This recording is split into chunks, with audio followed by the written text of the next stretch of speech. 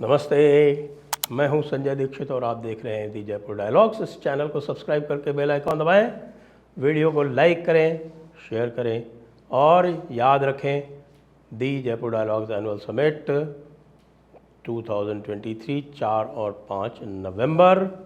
आप जाकर डिस्क्रिप्शन में 3 लिंक्स हैं वहां पर और उनके साथ हमें सहायता कर सकते हैं। आप रजिस्ट्रेशन करा सकते हैं और आप सेशंस भी स्पॉन्सर कर सकते हैं। सर तन से जुदा के नारे का चुनाव में पदार्पण हो गया है और वो भी मोदी जी के द्वारा। जी हाँ, मेरे विचार से ये जो चुनाव का जो चक्र है और वर्तमान जो चुनाव साइकिल है, जिसमें अभी 5 राज्यों में चुनाव होने वाले हैं और उसके 3 महीने बाद लोकसभा का चुनाव होने वाला है, उसकी यह सबसे महत्वपूर्ण घटना है। महत्वपूर्ण घटना इसलिए है कि आपने देखा होगा कि हम लगातार मोदी जी से यह मांग करते रहे कि वह नूपुर शर्मा कांड पर और नूपुर शर्मा कांड के कारण हुए जो 6-7 जो हत्याकांड हुए थे, जिनमें सर तन से जुदा किया गया था, उनके ऊपर वो कोई वक्तव्य दें, उसकी निंदा करें। लेकिन जैसा कि हम सभी जानते हैं कि नरेंद्र मोदी जो हैं, उनका सेंस ऑफ टाइमिंग अपना अलग है और अजीब गज़ब का है। और आज चित्तौड़गढ़ में सभा थी और चित्तौड़गढ़ में बहुत सारे उन्होंने जो राजकीय प्रोजेक्ट्स थे वो भी देश को समर्पित किए, प्रदेश को समर्पित किए। साथ में उन्होंने कन्हैया लाल जी का जो कांड था वो भी अपनी चुनावी सभा में जोड़ दिया। अब मैं क्यों कह रहा हूँ कि ये अत्यंत महत्वपूर्ण है, क्योंकि आप ये देख रहे होंगे कि हम लगातार कई दिनों से कह रहे हैं कि भाई देखिए, नूपुर शर्मा का भारतीय जनता पार्टी में एक महत्वपूर्ण पात्र अदा करने का मार्ग प्रशस्त हो चुका है। अभी टी राजा सिंह जो हैं वो भी लगातार सभा करते घूम रहे हैं, यद्यपि वे औपचारिक रूप से भारतीय जनता पार्टी में नहीं है, लेकिन कल ही उन्होंने भीलवाड़ा में भी सभा की और भीलवाड़ा में भी बड़े ज़ोरदार वक्तव्य दिए और कुछ ऐसे वक्तव्य दिए जिसके कारण पंक्चर वाले जुबैर जैसे लोगों की, हम कहें कि दाढ़ी के बालों में आग लग गई। अब बाल कहीं के भी हो सकते हैं, फिलहाल हम दाढ़ी के बालों में आग लगने की बात कर रहे हैं। और वो फिर से वही चिल्लाने लगा, hate speech hate speech hate speech. अरे जुबैर, तू तो दिन रात हेट स्पीच करता है, तो किस किस की हेट स्पीच देखा? अब तो भाई जो नूपुर वाला जो कांड तूने कराया था ना कतर के माध्यम से, और उस समय हम भी ये कह रहे थे ना कि भाई भारत ने कतर के सामने क्यों आत्मसमर्पण कर दिया। अब तो मोदी जी आ गए हैं मैदान में, अब तो कुछ कर ले बेटा जुबैर पंक्चर वाले, क्या करेगा आप तो बता। और उसके साथ में जितने भी उस समय के कांड हुए थे, अब उन सबको खंगाला जाएगा, ऐसी मेरी सूचना है। और जनता को जागृत किया जाएगा। आप देख रहे हैं कि राहुल गांधी जो हैं वो पूरी तरह से हिंदू समाज को विभाजित करके और मुसलमानों के हितरक्षक बने हुए हैं। यहाँ तक कि अब वो हिंदू बनकर हिंदू कौन होता है इसके ऊपर भी प्रवचन देने लगे, इतना भी ब्रह्म ज्ञान उनको आ गया है। तो ऐसे ब्रह्मज्ञानी को यह बताना पड़ेगा कि हे ब्रह्मज्ञानी, तुम उस समय चुप थे जब सनातन धर्म को समूल नष्ट करने की बात तुम्हारे इंडी अलायंस के एक प्रमुख सदस्य द्वारा की जा रही थी। और यह भी बताना पड़ेगा कि इस पूरे कांड में जो सर तन से जुदा वाला हुआ था, उसमें इंडी अलायंस के सभी प्रमुख सदस्य हमारी उद्धव शिवसेना के साथ, उद्धव शिवसेना को मिलाकर ये सारे के सारे उस समय चुप रहे। और उन्होंने दोष किसको दिया? दोष दिया उस नूपुर शर्मा को जो कुछ नहीं कह रही थी, वो केवल नबी हुजूर की हदीस जो कि सही बुखारी 5134 में दी हुई है या 1422 भी सही मुस्लिम में दी हुई है, केवल उसी की बात कर रही थी, केवल और केवल उसी की बात कर रही थी। और ये वो किताबें हैं जो हमारे जो मुस्लिम भाई बहन हैं वो अत्यंत श्रद्धा के साथ उनके अनुसार ही अपनी जीवनचर्या करते हैं। तो अब बताना पड़ेगा इन सभी को कि भाई कन्हैया लाल जी का जब सर तन से जुदा किया जा रहा था उस समय आप सारे के सारे चुप क्यों थे? वह गणासा नुमा एक औजार जिसके सहारे गर्दन अलग की गई कन्हैया लाल जी की, उस औजार के बारे में राहुल गांधी क्यों चुप थे? प्रियंका जी क्यों चुप थीं?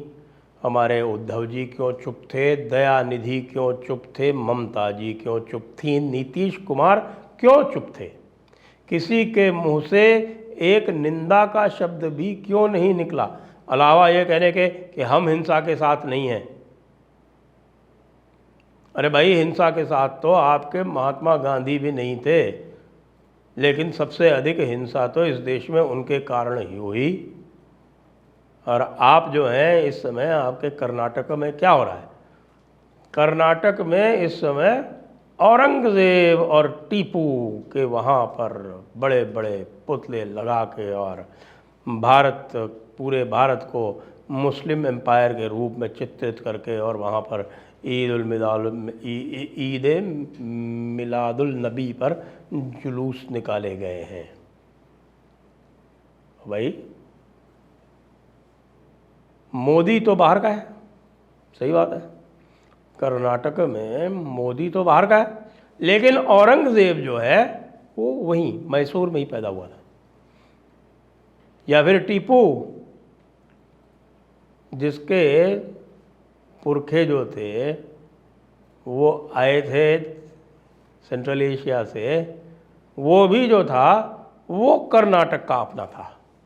हाँ जी, हाँ जी, बिल्कुल, वो कर्नाटक का अपना था। और बहुत सारे लोग जिनके 5, 6, 7 जनरेशन्स जो हैं वो कर्नाटक में रह रही हैं, वो बाहर के हैं। यह है कांग्रेस की परिभाषा है, यह कांग्रेस की मोहब्बत की दुकान है। और बताएं आपको,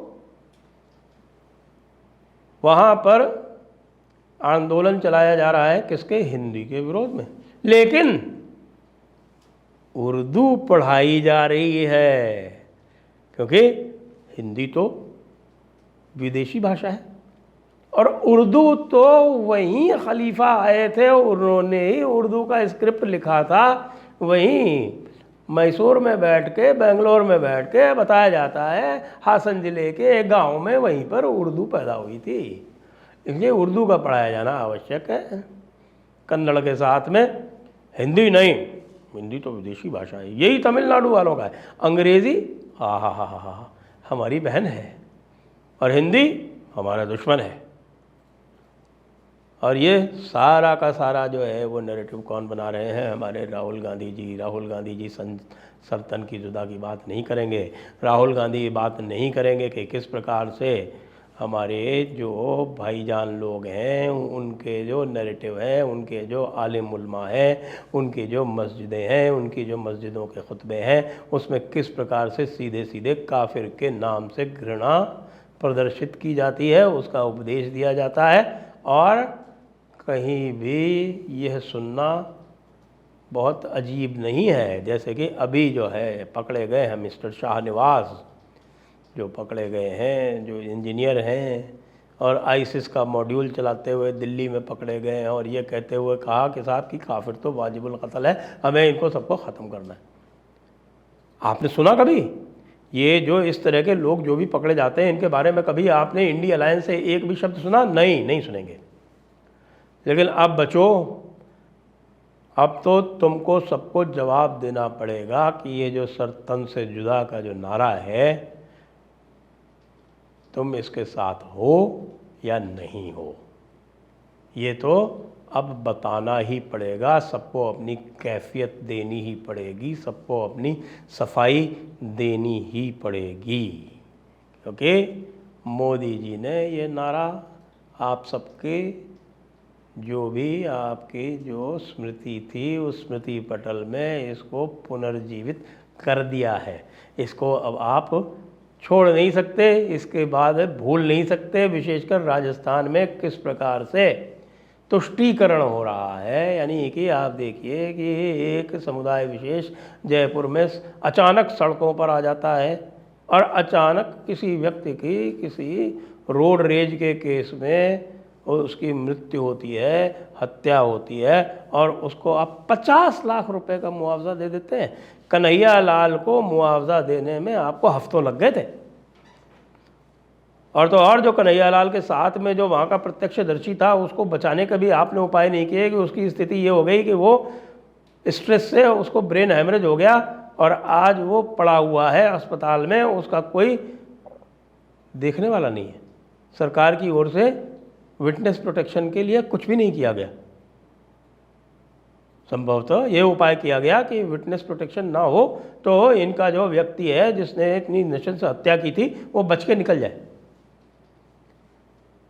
अब न तो वो व्यक्ति बच के निकलेगा और न आप जो है जो ऐसे बर्बर कृत्यों पर चुप साध लेते हैं और जो पूरी तरह से भेदभाव करते हैं। राजस्थान में किस प्रकार से भेदभाव हो रहा है उसकी एक बहुत लंबी सूची है और उसको हम समय समय पर आपको याद दिलाते रहेंगे।